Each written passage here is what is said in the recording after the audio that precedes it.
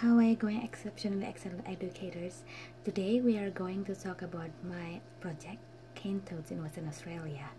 Cane toads, their name came about because these toads were brought to Queensland, Australia in 1935 to eradicate cane beetles, the pest which devastated the sugarcane crops.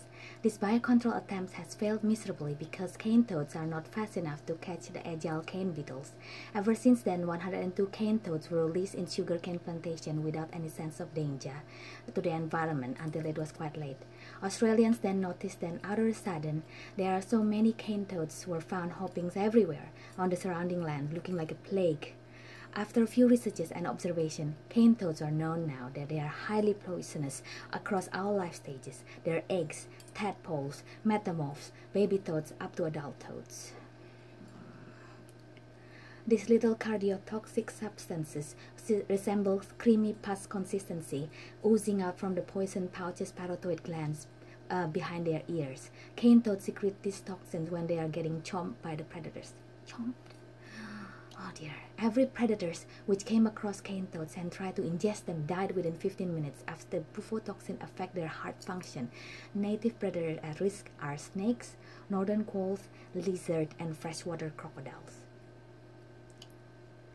If there was only one or two cane toads hopping around like exotic endangered foreign species, it might be okay. But because cane toads are frequently fertile, with 70,000 eggs per year being produced by one female cane toad, there are over 200 million cane toads nowadays hopping around Australian soils, migrating, spreading, wreaking havoc from original spot they landed, Queensland, going westward toward Western Australia. That's why we are worried. Yes, how to stop them from harming the native wildlife, especially the pristine Kimberley region.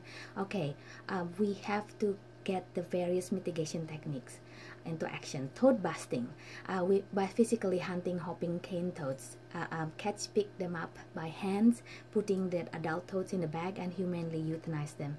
Selective removal of artificial water sources, giving zero water in naturally arid landscape, removing water from farm or any other man-made sources along WA border, the Kimberley-Pilbara corridor, to stop and impede the cane toad invasion with no easy food or water supply to survive. Taste aversion technique. Scientists give a small cane toad to this monitor lizard to taste, but the lizard gets sick, it doesn't die. A month later, when the monitor lizard was offered another cane toad, the monitor lizard leaves it alone. Manual tadpole netting. We can lure the cannibalistic cane toad tadpoles by throwing dead adult toad carcasses as baits.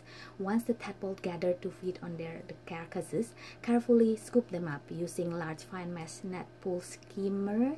Knowing the tadpoles have specific cannibals, this knowledge leads to the finding of our next mitigation technique, which is the bufo-tap pheromone-based technique. Using the bufo-tap cube, which mimic the scent or the plume of the dead toad, luring tadpole to swim through the funnel into the box, get trapped into the funnel trap. Yes. So the conclusion is that the combination of all these mitigation strategies are the most effective ways to reduce the cane toad population dramatically, so their impact to the environment is not as bad. Okay, your call to action. Yes, we can. Yes, we should. We can check our backyard local ponds at any sighting of cane toad, any life stages on form, especially the eggs. Cane toads spawn their eggs differently from frogs. They resemble a string of black pearls.